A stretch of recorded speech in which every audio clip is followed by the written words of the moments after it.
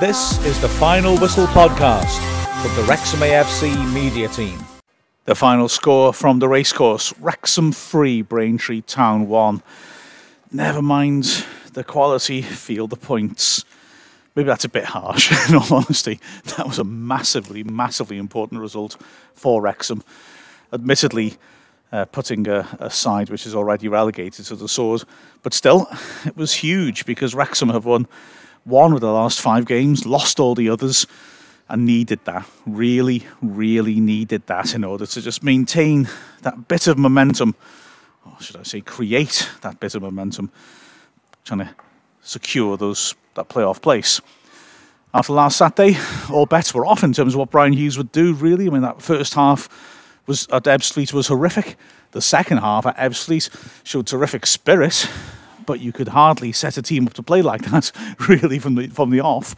And so there was a real question, just what would he do? Well, what he did essentially was not that far removed from what Wrexham had been doing for much of the season, but just a couple of interesting alterations that might be a smart idea as Wrexham try to inject some creativity into their side. As I've said over and over, and I'm a broken record, but in recent matches, Wrexham have only really looked threatening when they've taken crazy risks. The second half at Ebbsfleet's been the extreme example of that, where, like I said, they played a really wildly attacking formation. But the second half, pushing for an equaliser against Hartlepool at Gateshead, Wrexham have done that quite a bit. Well, maybe they've cracked something that might give them a little bit more creativity, although they will have to come up against a stiffer defence than Braintree's to test whether it actually works, because Hughes went for a 4-3-3 with the front three very narrow. In fact, at times, they would form a front two with one of them dropping off into the hole behind.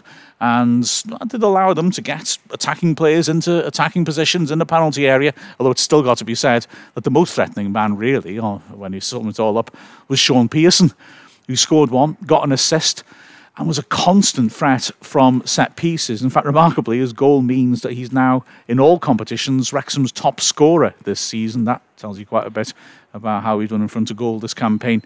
He's also equal top scorer in the league. And just one goal behind him now is Akil Wright, a player who you wouldn't exactly back to be nailing a big percentage of his chances. Anyway, that formation did make Wrexham look threatening, but as I said, Braintree already relegated, so we maybe have to wait and see whether we'll still look threatening against Barnet on the road next Saturday.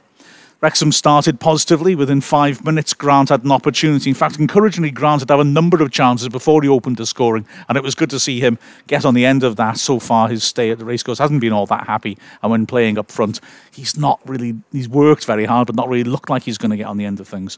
The first opportunity came out of some good skill by Chris Holroyd. He fed Roberts.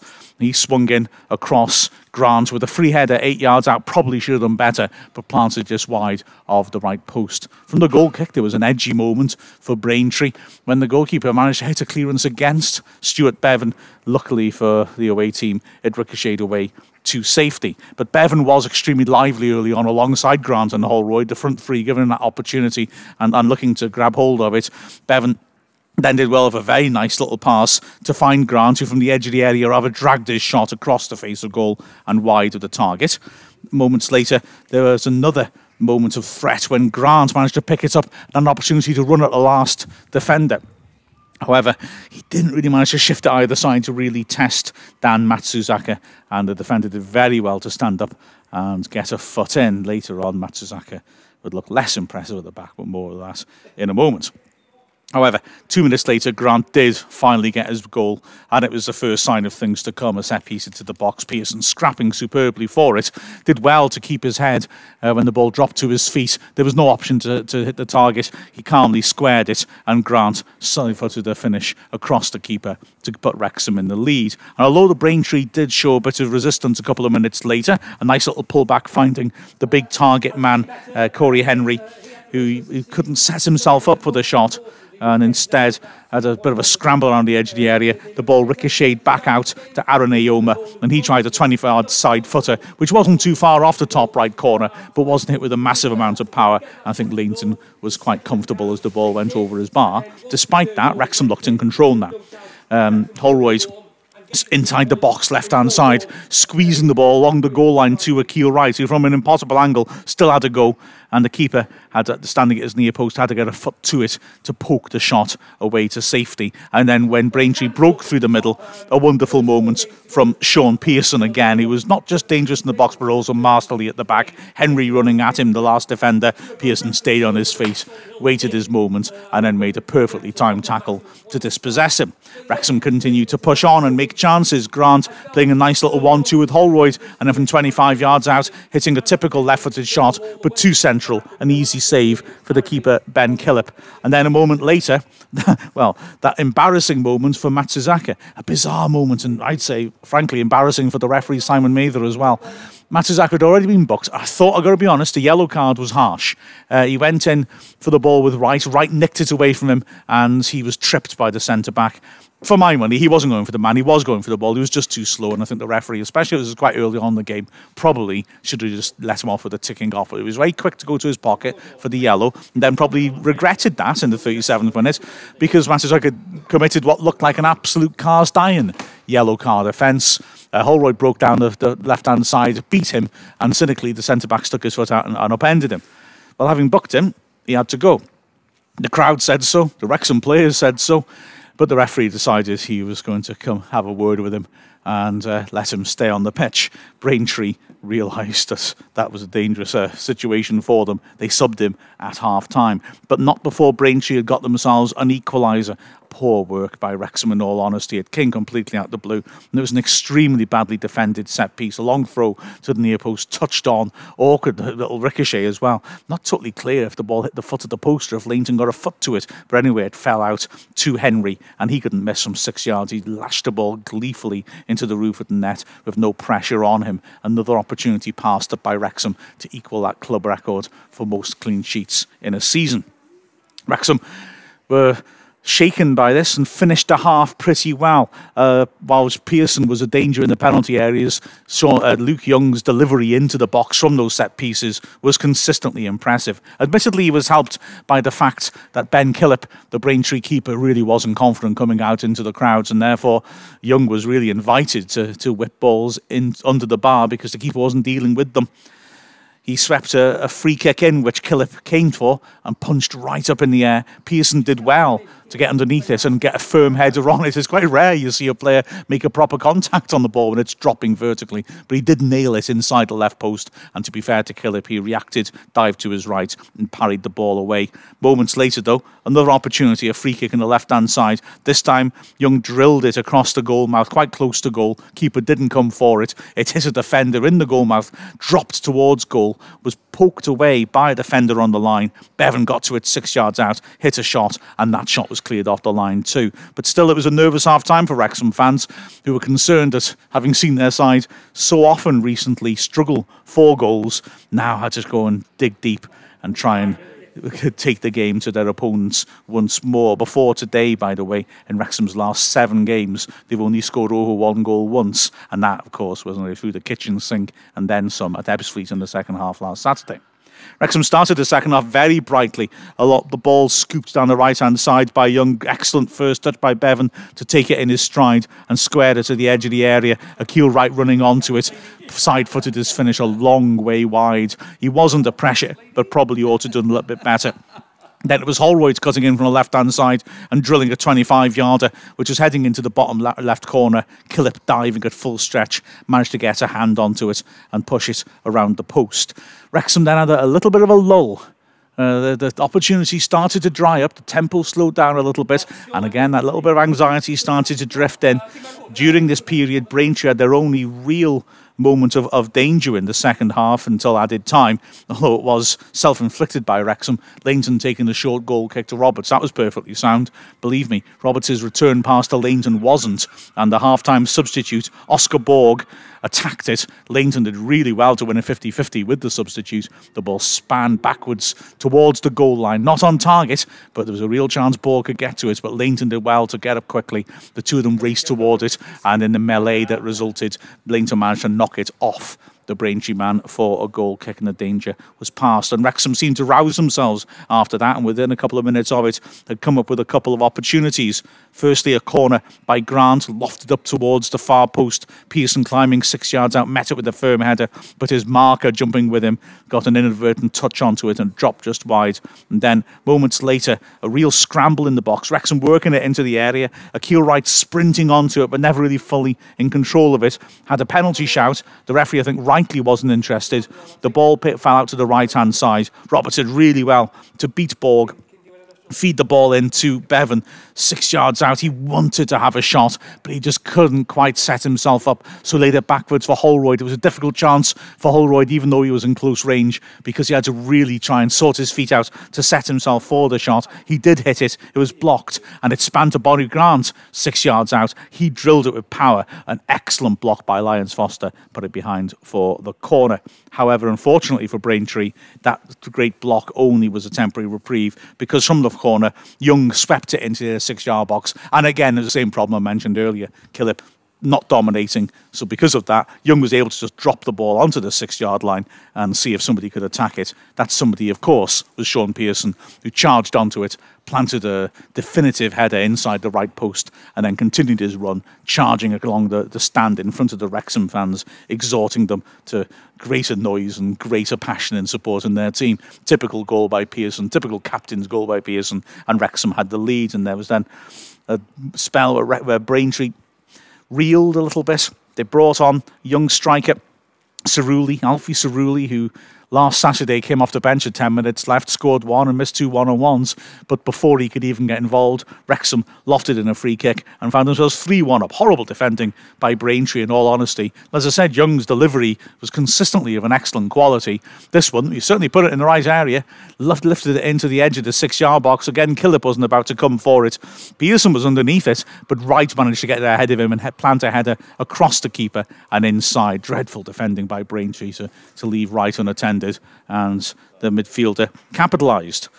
At that point, really, the game was pretty much dead, although Wrexham did manage to inject a bit of danger by throwing Jason Oswell on up front with 20 minutes left. Oswell desperate for his first goal, and my goodness, couldn't you see it? He really worked hard trying to somehow find his first Wrexham goal. Rutherford doing well to work the ball out. Roberts on the right-hand side, beating his man nicely, and on his left foot, sweeping in across. Oswell, 6 yards out, headed it back towards goal.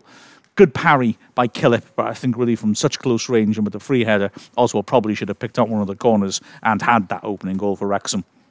And then another moment of threat when Leighton launched a free kick in. Oswell heading it down nicely. Grant was unmarked 8 yards out. Just couldn't quite get there in time to bring it under control and have an easy finish. Forced out wide, he had a go from a tight angle, put the ball into the side netting. In added time, Oswell again was threatening. Jennings, who was on as a late substitute and was keen to show what he could do, bursting down the left-hand side, beating his man, ripping in across. Another free header for Oswell, 6 yards out, in a pretty similar situation to that last chance. He put it across the keeper. It was going wide. Holroyd tapped it in. He was clearly offside, though, and was flagged as such, and so the goal didn't count. Got to say, though, I think Oswell was going for goal and should have made a better fist of it, in all honesty, but the chance was gone. In the closing moments, there was one last spasm of life from Braintree. A long ball forwards, Henry flicking it on nicely, and the young striker Cerulli deciding to try a bit of a Van Basten as the ball dropped. Unfortunately, he's not Marco Van Basten, sliced it and put it wide of the target. But it was a comfortable victory for Wrexham, in all honesty. And it was a victory which saw Brian Hughes successfully addressing that issue of lack of creativity which has dogged them in recent matches. The key question now, of course, is whether that more attacking approach and pushing those players into more attacking areas is going to work against tougher opposition. This time next week, we should have a better idea. Anyway, to hear some more analysis, have a listen to what Colin Henrys, Lee Milford and myself had to say about the match after the final whistle on Calon FM. Young inside the centre circle, the ball over the top, left for the goalkeeper, Holroyd's there. Carriage does well to recover the situation for Braintree, puts it out for a throw-in. That might just be a lot. It is full time at the racecourse. Wrexham back to winning ways. Wrexham 3, Braintree 1, 2 second half goals, the difference in the end. Wow, we needed that. Absolutely. Wrexham get back to winning ways. Crucial they did that. Now, we did say that really is the bare minimum when they're playing against a side that's bottom of the table. There was a scare, but ultimately, I think it's fair to say, Lee, that there are more positives and negatives coming out of a game when with 4 games left, really solidified our place, at least in the playoffs. Absolutely, yeah. It was a positive performance overall. You know, you look at that their goal, and that was the one disappointing part of the game today. But I think the way our season's gone, I think we were all more disappointed than we needed to be. Really, you know, we got them couple of goals, and you could feel the mood around the place just lift. And overall, it was a good performance from Wrexham. A few standout performances as well. Absolutely, and Colin, I mean, a few battling performances. Oh, beg your pardon, just rephrase that. A change of shape. And it seemed to inject more creativity into us.